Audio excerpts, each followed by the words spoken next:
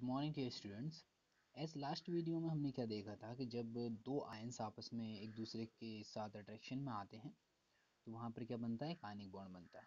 फिर हमने उसकी प्रॉपर्टीज़ के बारे में डिस्कस किया था, अंडरस्टैंड। तो यहाँ पर हम इससे आगे जाने वाले हैं और इसके आगे के टॉपिक्स जो हैं उनके बारे में स्टडी करेंगे। तो अगर मैं प्रॉपर्टीज़ को एक बार फिर से रिवाइज कर लूँ तो मैं आपको बता दूँ कि यहाँ पर क्या होता है in case of the ionic compounds की प्रॉपर्टीज़ क्या होती हैं। ट्रांसफ़र ऑफ इलेक्ट्रॉन होता है from metal to non metal, यानी कि जो मेटल्स होगी उससे एक इलेक्ट्रॉन ट्रांसफ़र होगा कंप्लीटली और वो पहुंच जाएगा नॉन मेटल पर, अंडरस्टैंड। ऐसे क्या होता है, दे आर क्रिस्टलाइन सॉलिड, और ये क्या होते हैं, क्रिस्टलाइन सॉलिड्स होते हैं। मीन एक अरेंज्ड पार्टिकल्स होते हैं जो सॉलिड की फॉर्म में पाए जाते हैं। जैसे कि आपने देखा होगा NaCl वगैरह, यानी कि जो नमक होता है कॉमन सॉल्ट, वो भी क्या होता है, क्रिस्टल्स की फॉर्म में पाया जाता है। इनके मेल्टिंग पॉइंट्स और बॉइलिंग पॉइंट्स हाई होंगे, यानी कि इनका मेल्टिंग पॉइंट जो होगा, अगर आप इन्हें पिघलाते हैं गलाते हैं तो टेम्परेचर देंगे तो एक हाई टेम्परेचर पर ये मेल्ट होंगे, और अगर हम इन्हें बॉयल करें, जब ये लिक्विड फॉर्म में आ जाएं तो इनको बॉयल करें तो उसमें भी हाई टेम्परेचर लगता है। These are soluble in water but they are insoluble in organic solvents. Organic solvents क्या होते हैं, जो हाइड्रोकार्बन के बने होते हैं, यानी कि जिसमें कार्बन और हाइड्रोजन ही पाया जाता है, वो कहलाते हैं ऑर्गेनिक सॉल्वेंट। जैसे पेट्रोल और केरोसिन के अंदर ये इनसॉल्युबल होते हैं। अब इसके अंदर आयंस होते हैं, तो एक तो होता है कैटायन जिसके ऊपर पॉजिटिव चार्ज होता है, और एक होता है एनायन जिसके ऊपर निगेटिव चार्ज होता है, understand. Just because of that अगर हम इनको वाटर में डिजोल्व कर दें या फिर इनको मेल्ट कर लें, मतलब मोल्टन स्टेट में ले आएँ, तो इसके अंदर अगर आप करंट का फ्लो करवाते हैं तो ये these are good conductor of electricity, ठीक। Just because of that these are also known as electrolyte. अब हमारा टॉपिक आता है आज वाला जिसे हमें आज स्टडी करना है, that is about occurrence of the metals. मतलब मेटल्स कैसे पाई जाती हैं और किस तरीके, कौन सी फॉर्म्स में पाई जाती हैं। तो यहाँ पर मैं कुछ चीज़ें क्लियर कर दूं, जैसे फॉर एग्जांपल गोल्ड, सिल्वर और platinum. These are three metals those were found in free state. Free state समझते हैं, यानी कि फ्री स्टेट जैसा गोल्ड और सिल्वर और प्लेटिनम क्या है, बिल्कुल फ्री स्टेट में पाए जाएंगे, मतलब वो वैसे ही पाए जाएंगे जैसे कि होते हैं, ठीक। यानी कि इसके कोई कंपाउंड वगैरह नहीं बनते, बिकॉज जैसा हमने पिछली बार स्टडी किया था कि गोल्ड और प्लेटिनम ऑक्सीजन से रिएक्ट नहीं करता है, वाटर से रिएक्ट नहीं करता है। जब रिएक्ट नहीं करेगा तो ये कंपाउंड की फॉर्म में नहीं पाया जाएगा। तो कैसा पाया जाएगा, अगर गोल्ड है तो सिर्फ गोल्ड ही पाया जाएगा, ठीक है, बड़े बड़े टुकड़ों की फॉर्म में पाया जाता है। और बाकी के जो होते हैं, जो मोस्टली मेटल्स होती हैं, जो मोर रिएक्टिव होती हैं, वो क्या करेंगी, ऑक्साइड बनाएंगी, कार्बोनेट बनाएंगी, सल्फाइड बनाएंगे और हैलाइड बना लेंगी, ठीक है। Those were more reactive metals, understand. उसके बाद मिनरल्स की बात करें तो मिनरल्स क्या होते हैं, तो याद रखना मिनरल्स वो होते हैं या वो कंपाउंड्स होते हैं जिसके अंदर नेचुरली अर्थ क्रस्ट के अंदर एलिमेंट्स पाए जाए, ठीक है। तो यानी कि अर्थ क्रस्ट के अंदर नंबर ऑफ एलिमेंट्स तो पाए जाते हैं, बिकॉज दीज अर्थ क्रस्ट जो है मिक्सचर है एलिमेंट्स का, ठीक। तो वो सब जिसके अंदर एक नेचुरली रूप से या नेचुरली फॉर्म में क्या पाए जाएं, एलिमेंट्स पाए जाएं, उन्हें बोलते हैं मिनरल्स, ठीक। तो अगर किसी जगह पे थोड़ा ज़्यादा पाए जाते होंगे, थोड़े कम पाए जाते होंगे, तो जिस जगह पर अमाउंट में थोड़ा डिफरेंस होता है तो हम उसे बोल देते हैं कि ये मैग्नीशियम का मिनरल है, अगर उसके अंदर ज़्यादा मैग्नीशियम पाया जाता है तो, ठीक है। तो इस तरीके से हम उन्हें डिवाइड करते हैं। और समझ लो, और का मतलब होता है it's a mineral from which metal can be extracted profitably, यानी कि ये उस और को बोलते, उस मिनरल्स को बोलते हैं जिसके अंदर से अगर आप किसी मेटल को एक्सट्रैक्ट करें, यानी कि निकालें, ठीक है, एक प्रोसेस के थ्रू निकालें, तो आपको उस मेटल को निकालने के बाद क्या हो जाए, प्रॉफिट हो जाए, यानी कि उससे फायदा हो जाए। दिस इज कॉल्ड द और, मतलब जिससे आपको फायदा मिल जाए तो उसके ऊपर इन्वेस्ट करने के बाद भी, ये कहलाता है और। अब बात करें अगर गैंग की, तो गैंग इज यानी कि जो इम्प्योरिटीज होती हैं, जो एक तरीके से हम बोल सकते हैं कि जो बेकार मटेरियल या मिट्टी या दूसरी चीज़ें, जो दूसरा कोई सब्सटेंस जो कि यूज़फुल नहीं है, उसमें होने की वजह से हमें उसके ऊपर खर्चा करना पड़ रहा है या हमें ज़्यादा पैसे लगाने पड़ रहे हैं उस चीज़ को एक्सट्रैक्ट करने के लिए, तो वो कहलाता है ओ गैंग। ये it is called the present of impurities on और। रॉक पार्टिकल्स हो सकते हैं, सैंड पार्टिकल्स हो सकते हैं, या फिर क्ले पार्टिकल्स हो सकते हैं, यानी कि कुछ भी हो सकता है जो कि इम्पोर्टेंट ना हो। अब बात करेंगे हम लोग extractions of metal from their ores. तो metal are extracted from their ores in 3 main steps, यानी कि इसमें 3 मेन स्टेप्स होते हैं। पहला स्टेप जिसे आपको ध्यान से सुनना चाहिए, कंसंट्रेशन ऑफ द और या एनरिचमेंट ऑफ द और, यानी कि एक जहाँ से भी आपने जो और निकाला है, ठीक, उसके अंदर जिस मटेरियल को हम उससे एक्सट्रैक्ट करना चाहते हैं उसकी कंसंट्रेशन को बढ़ा देना। ठीक, यानी कि फॉर एग्जांपल आप ऐसा सोचें कि हमने चीनी को मिक्स कर रखा है किसी मिट्टी के साथ। ठीक, अब हमें क्या करना है, मिट्टी को अलग करना है और चीनी को अलग करना है। तो ऐसा तो नहीं हम बिल्कुल सेपरेट कर देंगे, एक हम एक चीज़ को बिल्कुल अलग अलग कर देंगे, लेकिन हम कुछ ऐसी टेक्निक यूज़ करें कि जिससे हम मिट्टी अलग हो जाए हमारी और चीनी वाला पोर्शन जो है ज़्यादा से ज़्यादा कंसनट्रेशन में अलग हो जाए। I am not saying like बिल्कुल क्लियर हो जाए, लेकिन ज़्यादा से ज़्यादा मटेरियल में क्या हो जाए, चीनी का सोल्यूशन अलग हो जाए। तो उस केस में क्या करते हैं हम, वो कहलाएगा हमारा इनरिचमेंट ऑफ द और। ठीक है, यानी कि उस मटेरियल से हम ज़्यादा से ज़्यादा कंसनट्रेशन बढ़ा देंगे जिस चीज़ की हमें ज़रूरत है। फिर आता है रिडक्शन, रिडक्शन ऑफ मेटल, यानी कि मेटल का रिडक्शन करना। हम जानते हैं ना रिडक्शन में क्या होता था, रिडक्शंस में होता था एडिशन ऑफ हाइड्रोजन, और यहाँ पर हम जो सबसे इम्पोर्टेंट टर्म यूज़ करेंगे वो होता है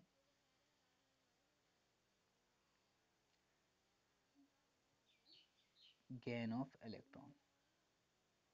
याद रखना, यानी कि इसमें क्या होगा, गेन ऑफ इलेक्ट्रॉन होगा इन केस ऑफ रिडक्शन। फिर लास्ट प्रोसेस आती है इसके अंदर रिफाइनिंग, यानी कि उस चीज़ को प्यूरिफिकेशन करना। इसमें हम बात करेंगे प्यूरिफिकेशन ऑफ मेटल के बारे में, तो इसमें क्या करने वाले हैं, हम प्यूरिफिकेशन करने वाले हैं। ठीक, चलो इसे डिटेल में पढ़ लेते हैं कंसंट्रेशन को।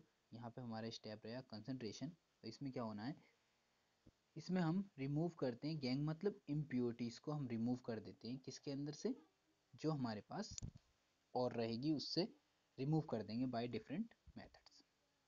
ठीक है, कौन कौन से मेथड हो सकते हैं, तो हमने क्या किया, रिएक्टिविटी सीरीज को 3 पार्ट्स में डिवाइड कर दिया है, जिसमें पहले आती हैं मेटल जो हाईली रिएक्टिव हो, ऐसी मेटल्स जो कैसी होनी चाहिए, लेस रिएक्टिव होनी चाहिए, और उसके बाद मेटल्स आती हैं जो सबसे ज़्यादा लोअर रिएक्टिव होती है। ठीक, तो जो हाईली रिएक्टिव होती हैं उन मेटल्स का हम क्या करते हैं, डायरेक्ट लेकर जाते हैं और उनको मेल्ट करते हैं इलेक्ट्रोलाइसिस के थ्रू। इलेक्ट्रोलाइसिस माने इलेक्ट्रिसिटी सप्लाई करेंगे डायरेक्टली, और उनसे हमें एकदम से प्योर मेटल मिल जाएगी। ये थी जो हाईली रिएक्टिव मेटल्स होती हैं। ठीक है, तो उन्हें इलेक्ट्रोलाइसिस से मेल्ट करने के बाद मेटल्स अपने अपने इलेक्ट्रोड पर पहुंच जाती हैं और हम उन्हें आसानी से अलग कर सकते हैं। अब पहले स्टडी कर लेते हैं लो रिएक्टिविटी वाली मेटल्स को। ठीक, इस केस में क्या करेंगे, आपके पास सल्फर सल्फाइड और होगा। ठीक, सल्फाइड और क्या हो सकता है, जैसे फॉर एग्जांपल अगर मैं आपसे बोलूं किसी चीज के अंदर AgS, ऐसा कोई और है हमारे पास AgS, या फिर PbS मान लें। ठीक, तो कोई भी है हमारे पास AgS है, और हम क्या करेंगे इसका और का, हम इसकी रोस्टिंग करेंगे पहले।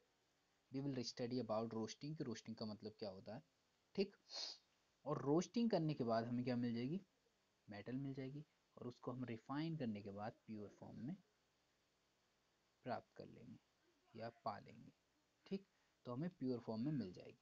तो इसमें क्या होता है, सल्फाइड एस्क लेते हैं मतलब ऑल लेते हैं, और उसे क्या करते हैं, हम रोस्ट करते हैं, और रोस्ट के बाद हमें मेटल मिलती है। अब इस मेटल्स में क्या होती हैं, कुछ इम्प्योरिटीज़ होती हैं जिसे हम प्यूरीफाई कर लेते हैं कुछ टेक्निक्स के द्वारा, जैसे कि या तो हम इलेक्ट्रोलाइसिस करके प्यूरीफाई कर सकते हैं, या इसके अलावा कोई दूसरी प्रोसेस होती हैं उनके द्वारा प्यूरीफाई कर सकते हैं।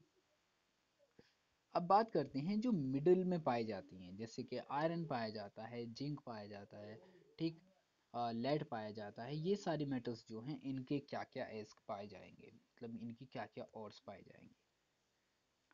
अगर मैं बात करूं तो ये 2 फॉर्म में पाए जाते हैं, बिकॉज दे आर मिडिल, तो इनकी रिएक्टिविटी क्या होती है, मिडिल तौर पर होती है, और मिडिल होने की वजह से ये जो है 2 तरह के कंपाउंड जनरली बनाते हैं, कार्बोनेट और सल्फाइड। अगर तुम्हारे पास कार्बोनेट है, कार्बोनेट अयस्क है या कार्बोनेट और है, तो आप उसका करेंगे कैल्सिनेशन। ठीक, कार्बोनेट है तो क्या करेंगे, कैल्सिनेशन। और अगर आपके पास सल्फाइड हो तो जैसा हमने यहाँ पर रोस्टिंग किया था वैसे ही क्या करेंगे, इसका भी करेंगे roasting. We will study about this process. ठीक, तो यहाँ पर कार्बोनेट है तो हम कैल्सिनेशन करेंगे और सल्फाइड है तो रोस्टिंग करेंगे। याद रखना, कैल्सिनेशन करते हैं अगर मोर रिएक्टिव मेटल्स हैं, रिएक्टिविटी सीरीज में मेटल्स जो हैं हाई रिएक्टिविटी वाली हैं, तो हम इलेक्ट्रोलाइसिस ऑफ मोल्टन ओर करेंगे। इलेक्ट्रोलाइसिस कर देंगे, हमें प्योर मेटल मिल जाएगी। अगर मेटल लोअर रिएक्टिविटी वाली है तो सल्फाइड अयस्क है उसका, तो हम उसकी रोस्टिंग करेंगे, मेटल हमें मिल जाएगी और उसकी रिफाइनिंग कर लेंगे। ऐसे ही अगर मिडल रिएक्टिविटी सीरीज के अंदर आते हैं, बीच वाली, तो ये दो फॉर्म में पाए जा सकते हैं। एक तो कार्बोनेट पाया जाएगा और दूसरा पाया जाएगा हमारे पास सल्फाइड। तो अगर कार्बोनेट है तो हम करेंगे उसका कैल्सिनेशन। ठीक, और अगर सल्फाइड है तो हम करेंगे उसका रोस्टिंग। और जब आप ये दोनों ही प्रोसेस करते हैं तो इन द एंड जो हमारे पास प्रोडक्ट आता है वो आता है oxide of the metal. Oxide of the metal, यानी कि ये मेटल ऑक्साइड हमारे पास आ जाता है। तो अगर मैं आयरन की बात करूं तो यहाँ पर आयरन का आएगा FeO, या फिर Fe2O3, या फिर Fe3O4, Fe3O4। ठीक है, ये आ जाएगा। इस तरीके से अगर हम इसका क्या करते हैं, अगर हम इसका क्या करा दें, रिडक्शन करा दें, तो हमें मेटल मिलेगी और उसको रिफाइन करने के बाद हमारे पास प्योर मेटल आ जाती है। बात समझ में आई? इस चीज़ को एक बार ठीक से समझ लो कि आपके पास मोर रिएक्टिव होने पर आप सिर्फ और सिर्फ उसका क्या करवाएंगे, इलेक्ट्रोलाइसिस करवाएंगे। अगर लेस रिएक्टिव होगा, मतलब लोअर होगा रिएक्टिव, तब उसमें क्या होते हैं, सल्फाइड और ज़्यादा पाए जाते हैं, तो जस्ट बिकॉज ऑफ दैट हम उसकी रोस्टिंग करवाएंगे, फिर मेटल मिल जाएगा, रिफाइन करके हम उसे प्योर मेटल पा लेंगे। अगर मीडियम मीडियम रिएक्टिविटी वाले हैं तो वो कार्बोनेट की फॉर्म में और सल्फाइड की फॉर्म में पाए जाएंगे। जो कार्बोनेट वाले हैं उनका कैल्सिनेशन करवाएंगे, और अगर सल्फाइड वाले हैं तो उनकी रोस्टिंग करवाएंगे, और इन द एंड हमारे पास जो प्रोडक्ट बन का आएगा वो ऑक्साइड ऑफ मेटल आएगा। इसका हम रिडक्शन करेंगे तो हमें मेटल मिल जाएगी, और इस मेटल को प्योर करना है अगर हमें, तो हम इसकी रिफाइन कर लेंगे और हमारे पास प्योर मेटल हो जाएगी। ठीक, बहुत अच्छे। अब बात करते हैं extraction of metals low in the activity series, यानी कि पहले हम इसी पॉइंट को पढ़ लेते हैं। और आपको याद है जब हम लो की बात कर रहे हैं तो लो वाले कौन से होते हैं, जो रिएक्टिविटी सीरीज के अंदर सबसे नीचे पाए जाएंगे। ठीक है, तो metal which are low in reactivity series can be reduced to the metal by heating in the presence of oxygen. यानी कि इसमें रोस्टिंग की अगर बात आए तो आप याद रखना कि यहाँ पर होता है कि यहाँ पर प्रेजेंस ऑफ ऑक्सीजन होनी चाहिए, और प्रेजेंस ऑफ ऑक्सीजन में हम क्या करते हैं, हीट करते हैं। यानी कि आपके पास जो भी मटेरियल है रिएक्टिविटी सीरीज का, आप क्या करेंगे, उसे हीट करेंगे इन the presence of oxygen. Mercury is obtain from its और, यानी कि जब हमें मरकरी प्राप्त करनी हो, यानी कि हमें मरकरी चाहिए है और हमारे पास इसका और है, और का नाम है सिनेबार। फॉर्मूला होता है मरकरी सल्फाइड। ठीक, और इस सिनेबार को हम क्या करते हैं, हीटिंग करेंगे, किसकी प्रेजेंस में, ऑक्सीजन की प्रेजेंस में। When it is heated in the presence of oxygen, first it converted into mercuric oxide। यानी कि अगर आप इसे हीट करते हो ऑक्सीजन की प्रेजेंस में, तो ये सबसे पहले क्या बनाएगा, मर्क्यूरिक ऑक्साइड बनाएगा। ठीक, और ये ध्यान रखना, ये SO2 निकलता है यहाँ पर, 2SO2। ठीक, तो जब हम इसको हीट करेंगे यहाँ पर, तो यहाँ पर क्या होता है, ये ऑक्सीजन की प्रेजेंस में हीट करने पर ये मर्क्यूरिक ऑक्साइड बना लेगा और हमारे पास SO2 गैस की फॉर्म में सल्फर निकल जाएगा। और अगर हम इसी मर्क्यूरिक ऑक्साइड को और हीट करें यानी कि इसका टेम्परेचर और बढ़ाएं तो हमें क्या मिलेगा, यहाँ पर मरकरी और ऑक्सीजन गैस चली जाएगी। ठीक, इसी तरीके से हम देखते हैं कि यहाँ पर क्या होता है, कॉपर होता है, Ag होता है, Hg होता है, और फिर आता है हमारा Au। ठीक, लास्ट में आता है Au रिएक्टिविटी सीरीज में। अगर हमारे पास सल्फाइड और है किसकी, कॉपर की, ठीक, कॉपर की सल्फाइड और है, तो हम उसके साथ भी क्या करने वाले हैं, यहाँ पर हम क्या करते हैं, हीट करते हैं ऑक्सीजन के साथ, तो हमारे पास क्या मिल जाता है, यहाँ पर कॉपर फर्स्ट ऑक्साइड मिल जाता है।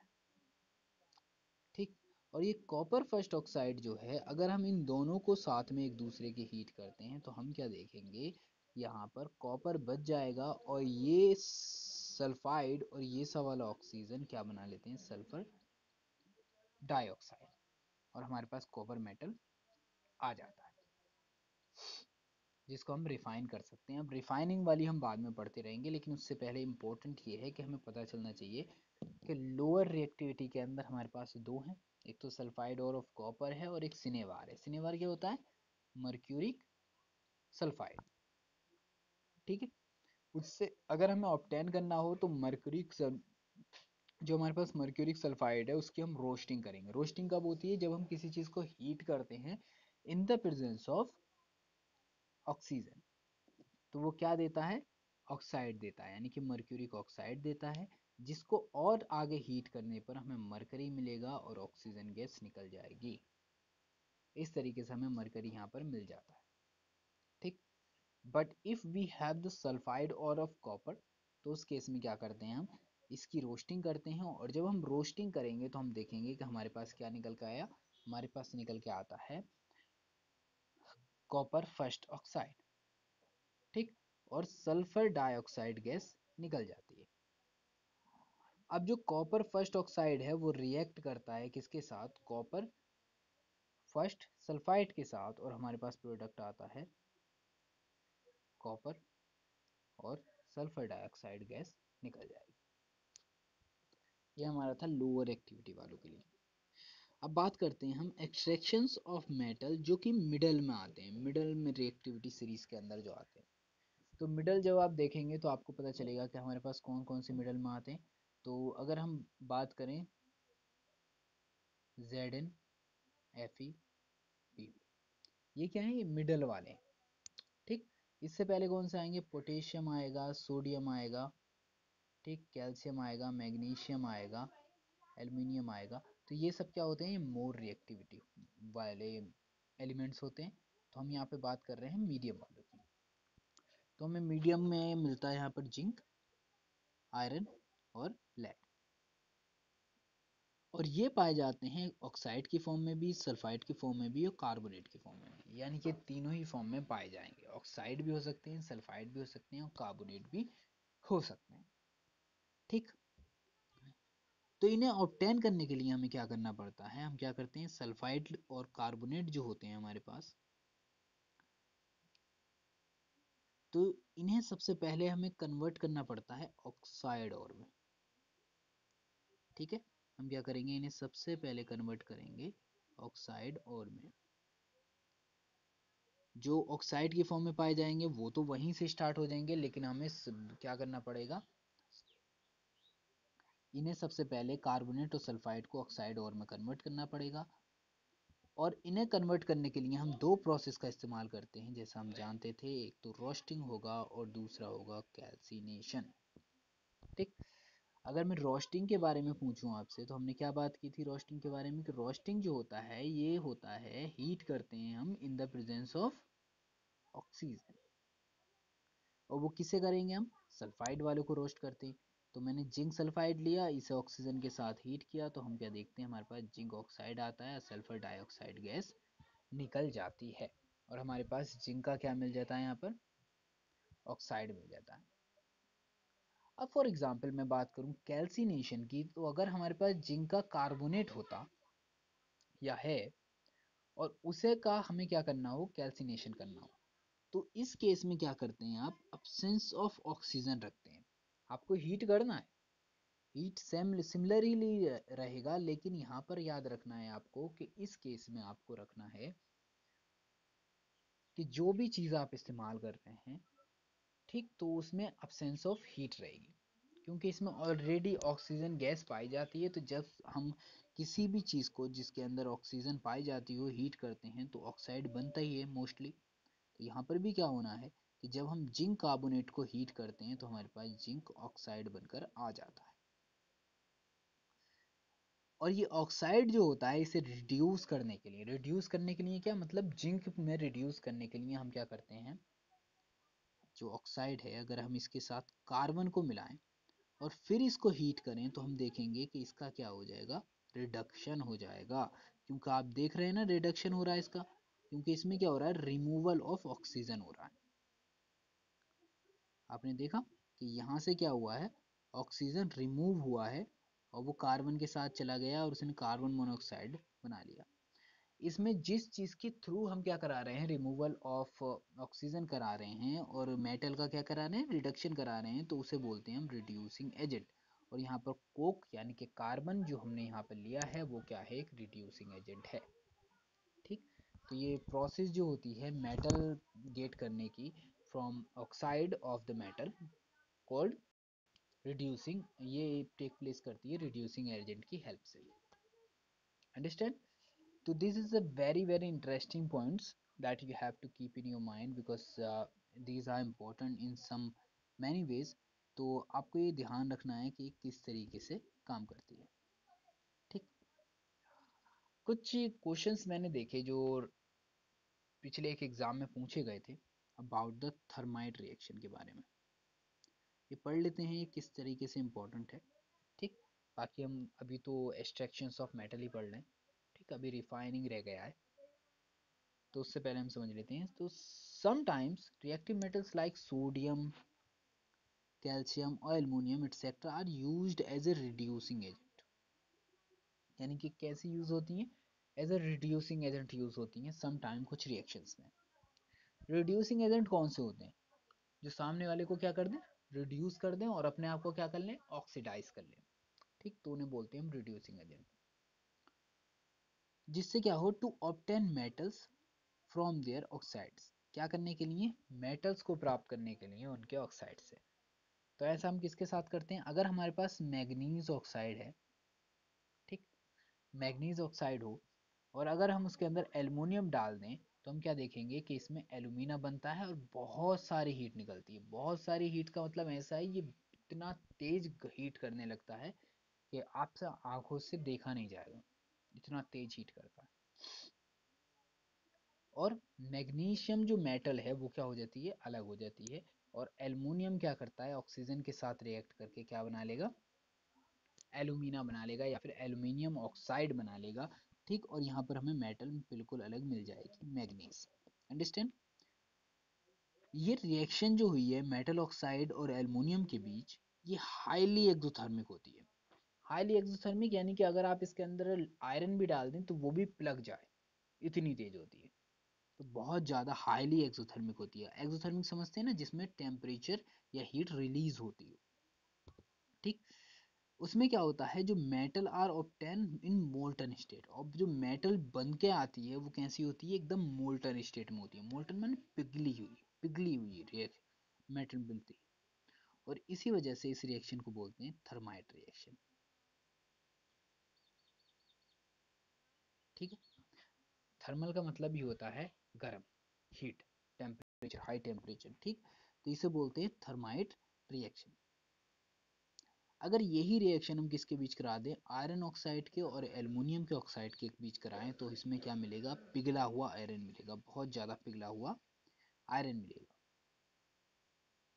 और यही जो आयरन जो पिघला हुआ होता है, इस टेक्निक का इस्तेमाल किया कर जाता है जॉइन करने के लिए railway track, broken machine part etcetera को क्या करते हैं, जोड़ने के लिए इस टेक्निक का इस्तेमाल करते हैं। यानी कि अगर आपके पास आयरन के ऑक्साइड है और उसके साथ आप एल्युमिनियम को मिलाएं तो इसमें एक बहुत तेज रिएक्शन होगी जिसे हम बोलेंगे थर्माइट रिएक्शन, और हमें आयरन मिलेगा, वो भी कैसा, पिघला हुआ, बिल्कुल पिघला हुआ आयरन, और बहुत ज़्यादा हीट निकलती है। तो जो ट्रैक वगैरह, रेलवे ट्रैक वगैरह जोड़ने होते हैं या ब्रिजेस या मशीन के पार्ट्स जोड़ने होते हैं, वो पिघला हुआ आयरन जो होता है वो उसमें डाल, पोर कर देते हैं। और जब उसमें डालते हैं तो वो पिघला हुआ आयरन ना जिस साइडों में जिससे चिपकता है ना, उसे भी पिघला के ना एकदम बढ़िया वाला बॉन्ड बना देता है, मतलब उसे एकदम शेप में ले आता है। ठीक है, क्योंकि इसकी हीट बहुत ज्यादा होती है। तो just because of that this is used in the railway tracks, you can see over here। तो इसे थर्माइट बेल्डिंग भी बोलते हैं, ये थर्माइट बेल्डिंग जिसे आप यहाँ पर देख रहे हैं। ठीक, तो इस तरीके से क्या होता है, ये पिघला हुआ मटेरियल को हम यहाँ पर गिराते हैं, जिसकी वजह से वो उस पर बहुत अच्छे से ज्वाइंट कर देता है। अब बात करते हैं extractions of metal at the top of the reactivity series, यानी कि जो मेटल्स रिएक्टिविटी सीरीज में टॉप पर पाई जाती हैं, एकदम ऊपर, उन मेटल को किस तरीके से एक्सट्रैक्ट किया जाता है। ठीक, उसके बारे में हम बात करने वाले हैं। तो metals eight top of the reactivity series हमें पता है कौन कौन सी होंगी हमारे पास। एक तो पोटेशियम है हमारा, फिर सोडियम है, फिर कैल्शियम है और aluminium. These are found on the top of the reactivity series. ठीक, ये क्या होते हैं, सिंपली हम इन्हें हीट करें किसी रिड्यूसिंग एजेंट के साथ, they are obtain by electrolytic reduction of their molten chlorides. यानी कि ये ज़्यादातर क्या पाए जाते हैं, अपने क्लोराइड के फॉर्म में पाए जाते हैं। जैसे सोडियम क्लोराइड पाया जाता है, पोटेशियम क्लोराइड पाया जाता है, कैल्शियम क्लोराइड पाया जाता है, ऐसे ही एल्युमिनियम क्लोराइड भी पाया जाता है। तो ये ज़्यादातर क्या होता है कि अपने क्लोराइड की फॉर्म में पाए जाते हैं। तो हम क्या करते हैं, इसे मेल्ट करते हैं, यानी कि जो हमारा क्लोराइड है, सोडियम क्लोराइड का अगर हमें निकालना हो तो हम क्या कर लेंगे, उसे मेल्ट कर लेंगे। Electric current is pass through molten sodium chloride, और इससे इलेक्ट्रिसिटी को पास कराया जाता है, यानी कि इनसे क्या करेंगे, हम इलेक्ट्रिसिटी को पास कराएंगे। और जब हम इलेक्ट्रिसिटी को पास कराएंगे तो हम क्या देखेंगे कि मोल्टन स्टेट में थे, तो इसके अंदर एक तो Cl होगा और एक होगा Na प्लस, यानी कि ये कैटायन हो गया और ये सवाल हो गया एनायन। तो अब ये बताएं मुझे, जिसके ऊपर पॉजिटिव चार्ज होगा, हम जानते हैं कि बैटरी के अंदर दो साइडें होती हैं, एक होती है प्लस और एक होती है माइनस। ठीक, तो जो अगर आपने किसी को बैटरी से जोड़ रखा है तो इसके अंदर जो प्लस साइड होगी उसे बोलेंगे हम एनोड। ठीक, और जो माइनस साइड होगी उसे बोलेंगे कैथोड। अब कुछ बच्चे सोच रहे होंगे कि सर जब पॉजिटिव वाला चार्ज जिस पर होता था उसे कैटायन बोलते थे, और जिस पर निगेटिव चार्ज होता था उसे एनायन बोलते थे। तो इस केस में जिस जो पॉजिटिव है उसे एनोड क्यों बोल रहे हैं, क्योंकि अगर पॉजिटिव वाले को हम कैथोड ही बोल देते तो अच्छा होता। मुझे भी इसकी बहुत प्रॉब्लम रही थी, but don't very, every smart student thinks like that. तो इस केस में क्या करना है आपको, इसे एनोड बोलते हैं बेटा, क्योंकि ये क्या करता है, ये एनायन को अट्रैक्ट करता है, मतलब निगेटिव चार्ज वाले जो एनायन होंगे उन्हें अट्रैक्ट करेगा। इसे कैथोड बोलते हैं क्योंकि बेटा ये पॉजिटिव चार्ज वाले को क्या करता है, अट्रैक्ट करता है, इस वजह से इसे क्या बोलते हैं, कैथोड बोलते हैं। ठीक, तो रीजन और इनके नाम किस वजह से हैं, इनके अट्रैक्शन की प्रॉपर्टी की वजह से। यानी कि ये क्या करते हैं, अट्रैक्ट करते हैं दूसरे चीज़ों को, यानी कि डिफरेंट चार्जेस को अट्रैक्ट करते हैं, इस वजह से इनके नाम एनोड और कैथोड हैं। ठीक, तो हमने क्या देखा, एट कैथोड क्या होगा। अब हम जानते हैं ये रहा कैथोड। कैथोड क्या है, निगेटिव चार्ज। अब कोई किसी के पास निगेटिव चार्ज है तो इसका मतलब क्या है, इसके ऊपर इलेक्ट्रॉन ज़्यादा होंगे। ठीक, तो हमारा जो पिघला हुआ सोडियम है यानी कि Na प्लस है, वो किस ओर जाएगा, जिधर भाई निगेटिव चार्ज मिल जाए, तो वो किधर आएगा, इधर आएगा, निगेटिव चार्ज की ओर। और जब वो कैथोड की ओर जाएगा तो कैथोड क्या करेगा, उसे एक इलेक्ट्रॉन देगा। अब एक इलेक्ट्रॉन की कीमत आप क्या जाने, तो जब उसे एक इलेक्ट्रॉन मिलेगा तो हमें क्या मिलती है, सोडियम मेल्टेड फॉर्म में सोडियम मिल जाती है, यानी कि सोडियम यहाँ पर आकर कलेक्ट हो जाती है। ठीक, और सोडियम इसके ऊपर डिपॉजिट होना शुरू हो जाएगी। ऐसे ही क्या होता है कि जब आपके पास दूसरा बचा क्लोरीन, क्लोरीन के पास क्या है, निगेटिव चार्ज। अब निगेटिव चार्ज जिसके पास होगा वो किधर जाएगा, ऑफ कोर्स जाएगा जो पॉजिटिव साइड में जाएगा, यानी कि एनोड की ओर जाएगा। और जब ये एनोड की ओर जाता है तो हम क्या नोटिस करेंगे कि ये यहाँ पर जाने के बाद अपना इलेक्ट्रॉन को रिलीज कर देता है, यानी कि यहाँ पर जाकर ये क्या करता है, अपने इलेक्ट्रॉन को रिलीज कर देता है। और क्लोरीन गैस बनती है। यहाँ पर क्या बनती है? क्लोरीन गैस, जिसे बोलते हैं Cl2। ठीक, 2 इलेक्ट्रॉन निकल जाएंगे और क्लोरीन गैस बन जाएगी, और ये गैस यहाँ से क्या होगी? एनोड के ऊपर फ्रीली निकल जाती है, जिसे हम कलेक्ट कर लेते हैं, क्योंकि कुछ भी वेस्ट नहीं जाना चाहिए। अंडरस्टैंड? क्लोरीन गैस कलेक्ट कर ली जाती है।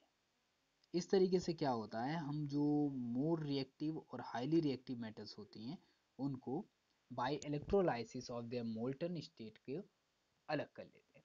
Understand? This is a very very good process. और इसमें क्या होता है? इलेक्ट्रिसिटी सप्लाई की जाती है बाहर से, तो इस बात का भी ध्यान रखना। अब हमारा प्यूरिफिकेशन ऑफ मैटर में या फिर एक्सट्रैक्शन ऑफ मेटल में लास्ट स्टेप बचता है, जिसे हम बात करते हैं रिफाइनिंग। ठीक है, रिफाइनिंग ऑफ मेटल। तो इसमें क्या होता है? इसमें होता है removal of impurities from the metal to obtain the pure metal is called refining of metal. यानी कि जो भी आपने मेटल्स निकाला है उसमें अब भी कुछ ना कुछ इम्प्योरिटीज रह जाती हैं, यानी कि कोई ना कोई इम्प्योरिटीज रह ही जाती हैं, और उन इम्प्योरिटीज को दूर करने के लिए हम क्या करते हैं? उसकी रिफाइनिंग करते हैं, मतलब एकदम प्योर मेटल निकालने के लिए। और ये रिफाइनिंग की प्रोसेस को हम क्या बोलते हैं? Electrolytic refining.